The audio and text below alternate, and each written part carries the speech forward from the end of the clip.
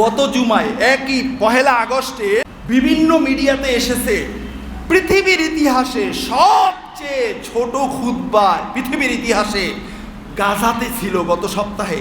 কি ছিল সেটা? শিরোনামটা এসেছে এরকম, এতেজারু খুতাবাই গাজ্জাতি আন আদাই খুতবাতিল জুমা বিসাবাবিল জু। এই শিরোনামে এসেছে এক মসজিদের খতিব সাহেব জুমার আগে, এই যে আজকের আমরা আলোচনা করতেছি, আমি করতে পারতেছি কেন? আমার পেটে ওইরকম ক্ষুধা নাই যে আমি কথা বলতে পারি না, ঠিক কিনা বলেন? এখন আপনারাও যদি থাকতেন 1 মাসের অনাহারি, আপনারা কি এই আলোচনাগুলো শুনতে ভালো লাগতো? উনি দাঁড়াইয়া আইসে কি বলতেছেন দেখেন, লা আস্তাতিউ আন আখতুবা বিসাবাবি শিদ্দাতিল জু।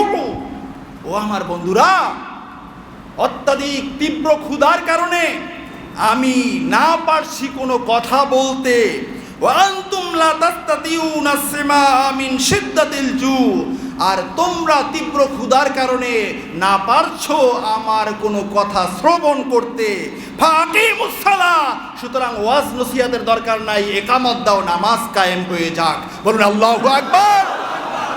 গাজার একজন ইমামের মুখে এই খুতবা, আর আমরা বাংলাদেশে মুসলমান নাগরিক দাবি করে সেই ইহুদির বাচ্চাদেরকে আমরা আমাদের দেশে এনে বসাইতে চাই।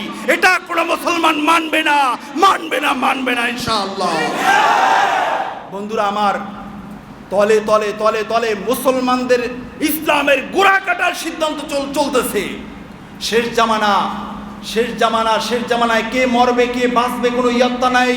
তবে আমরা মুসলমান, আমরা দৃঢ়ভাবে নিয়াত করতে চাই, সত্য বলবো, সত্য নিয়ে চলবো, সত্যের উপরে মরবো। তাতে যত হাজার খণ্ডিত হয়ে যাক শরীর, এই শরীরের মালিক আমি নই, আমার আল্লাহ।